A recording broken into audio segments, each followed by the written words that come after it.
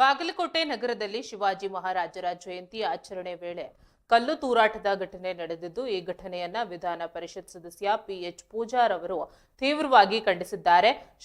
ಘಟನೆಯ ಸ್ಥಳೀಯರಲ್ಲಿ ಆತಂಕ ಮೂಡಿಸಿದ್ದು, ಪೊಲೀಸರು ಪರಿಸ್ಥಿತಿಯನ್ನ ನಿಯಂತ್ರಿಸಲು ಮುಂದಾಗಿದ್ದಾರೆ. ಈ ಕುರಿತು ಪ್ರತಿಕ್ರಿಯಿಸಿದ ವಿಧಾನ ಪರಿಷತ್ ಸದಸ್ಯ ಪಿಎಚ್ ಪೂಜಾರ್ ಅವರು, ಶಿವಾಜಿ ಮಹಾರಾಜರ ಜಯಂತಿ ಕಾರ್ಯಕ್ರಮದ ವೇಳೆ ಕಲ್ಲು ತೂರಾಟ ನಡೆಸಿರುವುದು ಅತ್ಯಂತ ಖಂಡನೀಯ ಎಂದು ಹೇಳಿದ್ದಾರೆ.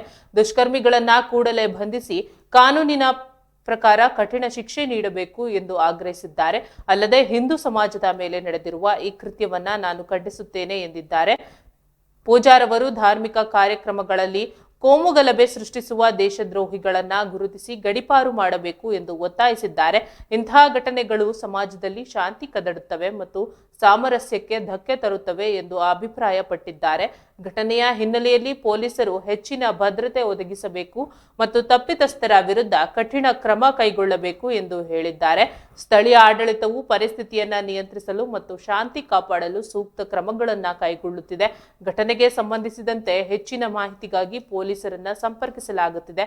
ಪರಿಸ್ಥಿತಿ ಈಗ ನಿಯಂತ್ರಣದಲ್ಲಿದೆ ಎಂದು ಅಧಿಕಾರಿಗಳು ತಿಳಿಸಿದ್ದಾರೆ.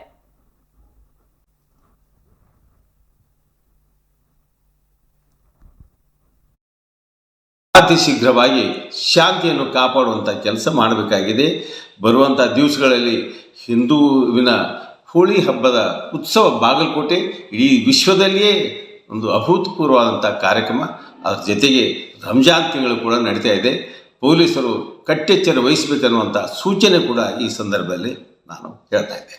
ನಿನ್ನೆ ರಾತ್ರಿ ಶಿವಾಜಿ ಉತ್ಸವದ ಮೆರವಣಿಗೆ ಮೇಲೆ ಕಲ್ಲು ತೂರಾಡಿದಂಥ ವಿಚ್ಛಿದ್ರಕಾರಿ ಶಕ್ತಿಗಳನ್ನು ಬಂಧಿಸಬೇಕು, ಕಠಿಣ ಶಿಕ್ಷೆಗೂ ಒಳಪಡಿಸಬೇಕು. ಹಾಗಾಗಿ ಹಿಂದೂ ಉತ್ಸವಗಳು